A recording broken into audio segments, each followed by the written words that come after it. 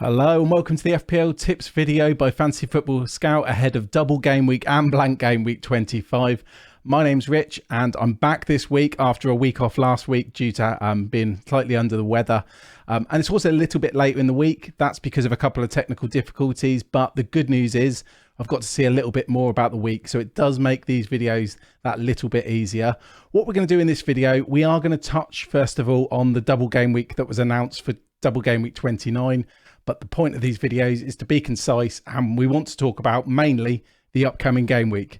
So the first thing, I will touch on double game week 29, but the rest of it's going to be about this game week, the one that's coming right now. So that's double game week 25. We're also going to look at, because it's a double, which Liverpool assets we want to go for, have a look through the Fantasy Football Scout members area at different bits and bobs.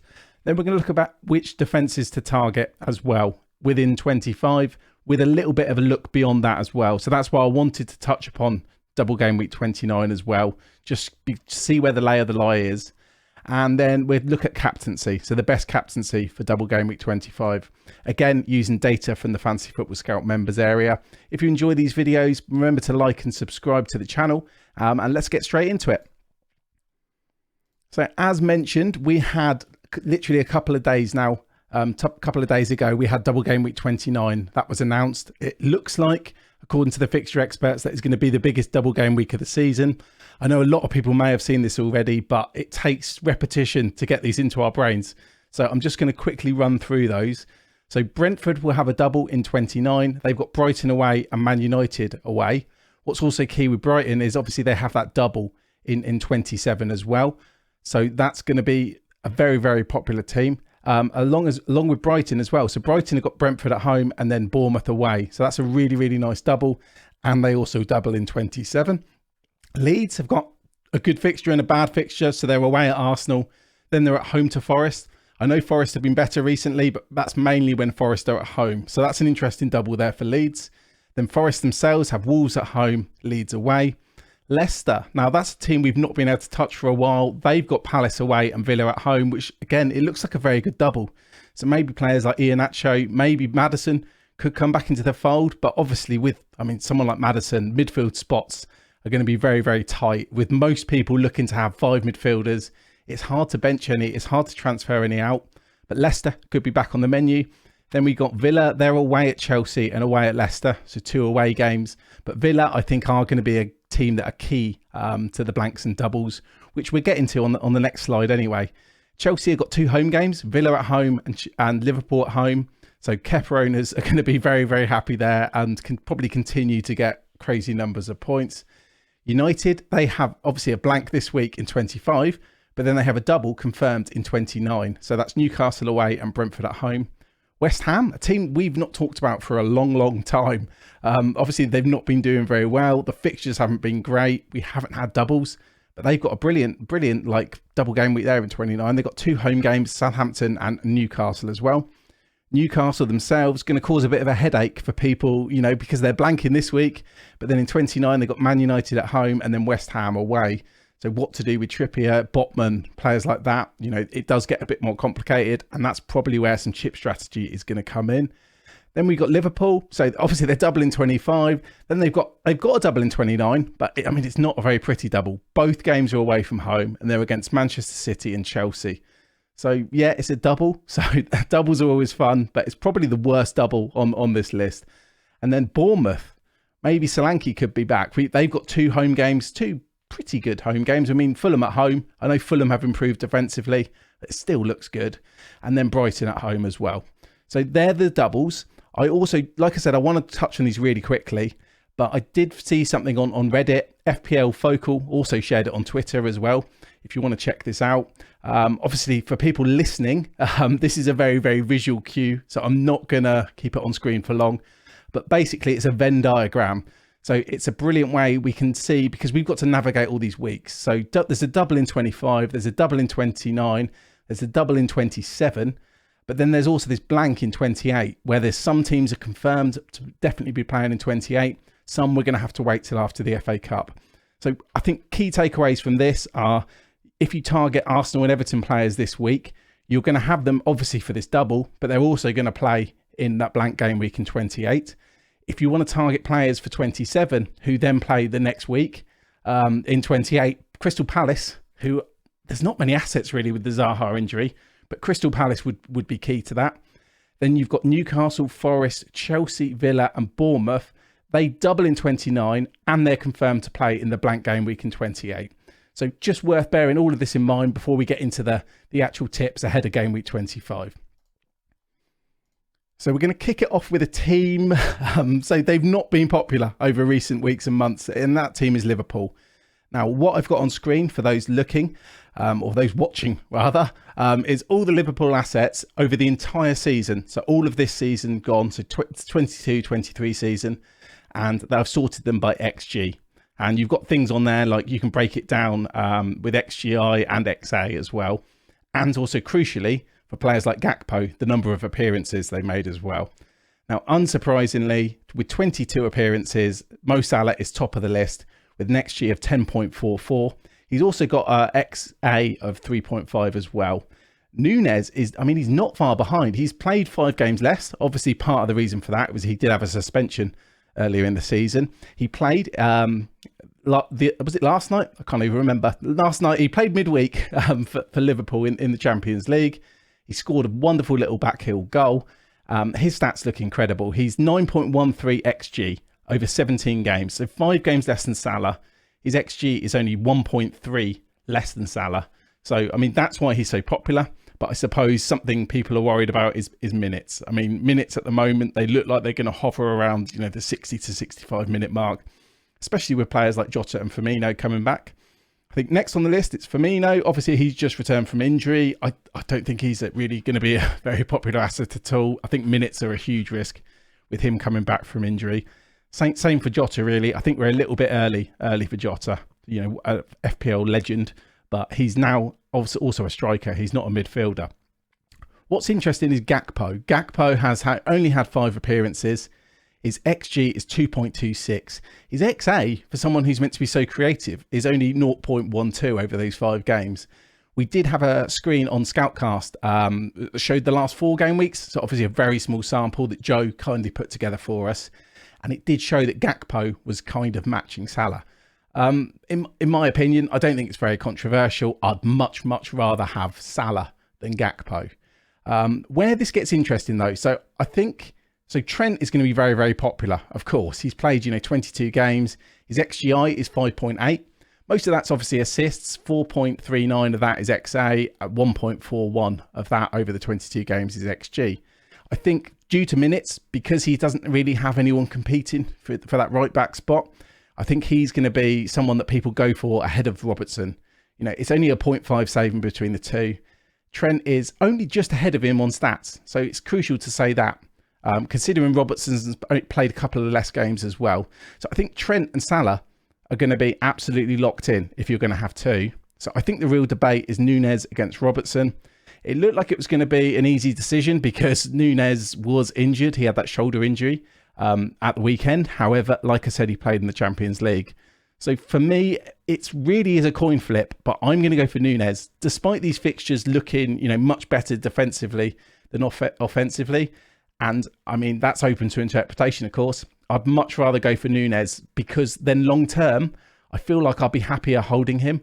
Especially, we talked about that double game week coming up in 29, for example. Yes, it's tough. I probably don't see clean sheets in that game. But Nunez, his XG, XGI, all of that, it was tracking close to Haaland only a matter of weeks ago. I think the key thing here is I would go for 3 Liverpool players no matter what. I just feel like this is a double game week. It's a blank game week. So basically you can remove a player. This sounds very obvious, but you can remove a player who's going to get nothing. Even if it's for a -4, you're going to then get 2 games, potentially 2 games on top of that. So I feel like throwing hits around this week, it's the perfect time to do it, where you have this rare combo of a double game week mixed with a blank game week. I wanted to talk about the defenders and which defenders we might be looking to get this week. Now, obviously, we've talked about Trent and Robertson. By the way, Van Dijk, I'm not that keen on. He's just come back from injury and he's literally only a few 100,000 less than going for Robertson, for example. So for me, I wouldn't go for him. I wouldn't go for Gomez or Matip either. I think if you're going to go for the Liverpool defenders, you're going to go for either Trent or Robertson. or potentially both. But I think what's interesting here is obviously we've got Everton and Wolves have this double game week. The fixtures aren't brilliant, but I mean, they're not bad either. Everton have got Villa at home and then Arsenal away. So one pretty good game, one pretty awful game. Then Wolves have got Fulham away and Liverpool away. So on the right of the screen for those watching, I've got the fixture ticker. It sorts them in order of who's got the best fixtures. This is sorted by defensive data. So Liverpool have got technically the best defensive fixtures, followed by Arsenal, then Everton. Wolves have got the worst one. What I want to talk about, because I think Arsenal, we're pretty well, most teams are set up on, because we've already had that double. You know, people were doing moves like White to Gabriel, they were doing Martinelli to Odegaard, etc. I think there's things we need to concentrate on more now. So I'm going to talk about Everton and Wolves mainly here. And I think this Venn diagram I talked about earlier shows that, you know, Everton are pretty perfect because they double in 25, and then you're also getting a blank game week player in as well. Whereas Wolves, all they've really got going for them is the double in game week 25. So I think I'm going to go on to the next screen, but I think I much prefer Everton defenders to Wolves defenders if you're trying to get one in this week. You might be looking for like a Botman replacement and Azpilicueta replacement. Maybe that one's just me, but obviously he got a kick to head. He's in the concussion protocol and he won't be able to play this weekend. So I've got a list here, again, from the Fantasy Football Scout members area. Defenders, I filtered it down a bit from the teams who double. Now, Gabriel, he's at the top. We've talked about Gabriel in pretty much most videos now. You've either got him or you don't. I wouldn't do White to Gabriel this week either. I think there's much more important transfers to do. Tarkowski, he's been such a popular transfer in. Obviously, back-to-back clean sheets. He scored a goal against Arsenal to wipe out Gabriel's clean sheet. His data looks really, really good. XG-wise, 1.76. So Gabriel is on top for 3.25. The next best is Tarkowski, who's actually ahead of Trent for the season. He's played one more game. But yeah, that's pretty impressive. So I think Tarkowski, that's why people are going for him, for those two reasons. He's going to play in the blank game week in 28. I mean, it's not the best fixture, but it's a player. And his XG data looks good. You can see that there. I've also highlighted Robertson and Trent. We've talked about them already. There's Cody and Kilman. So they're down there. Again, Kilman, if you're going to go for a Wolves defender, he's much more nailed than Ait-Nouri, who's got very, very good stats just below Trent. I think you want to go for minutes. People seem to be suggesting that Kilman is the most nailed one. And then Cody, 0.84. It's also worth mentioning Coleman. However, he's more expensive than Tarkowski. We found that today Patterson's out injured, but I'd still go for Tarkowski unless you're really like, I don't know, maybe you're in a mini league and your rival's already got Tarkowski.